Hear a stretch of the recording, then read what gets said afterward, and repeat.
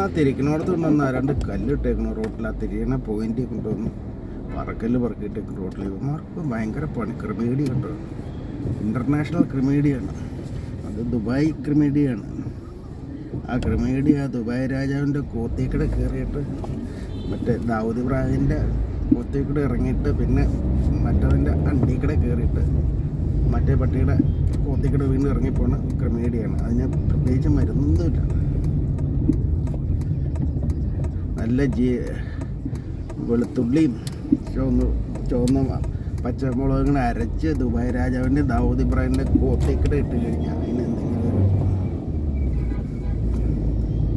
പിന്നെ അമേരിക്കയിലെ CIA-ക്കാരുണ്ട് കുറേ പേര്. ഇവൻ്റെ മോഡി ഹായ് എന്ന് പറഞ്ഞ് കൊണ്ടുപോയി കൈ കൊടുക്കുന്നുണ്ട്. അവന്മാർക്കും ഉണ്ട് കുറേ പേര്. അവന്മാരാണ് ഇതിൻ്റെ ഡയറക്ടേഴ്സ്.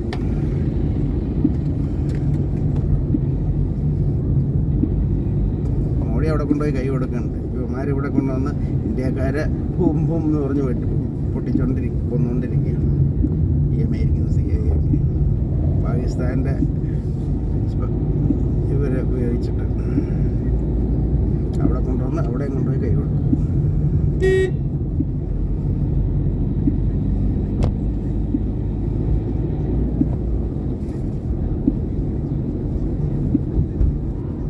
മഴയാണ്, ചെറുതായിട്ട് ചാറുണ്ടല്ലോ.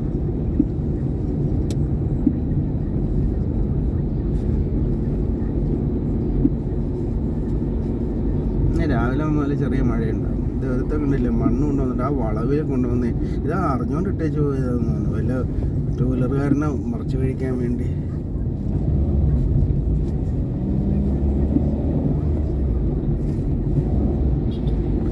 ആ വളവിൽ കൊണ്ടുവന്ന് മണ്ണ് കൊണ്ടുവന്നിട്ടേക്കണം.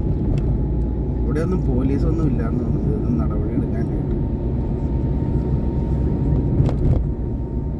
അത് ആ വളവിൽ ഒരു മഴ പെയ്ത് കുഴഞ്ഞ് കിടന്നു കഴിഞ്ഞാൽ അതിൽ കൂടെ പോണ ടൂ വീലറുകാരൊക്കെ ചിലപ്പം താഴെ കിടക്കും.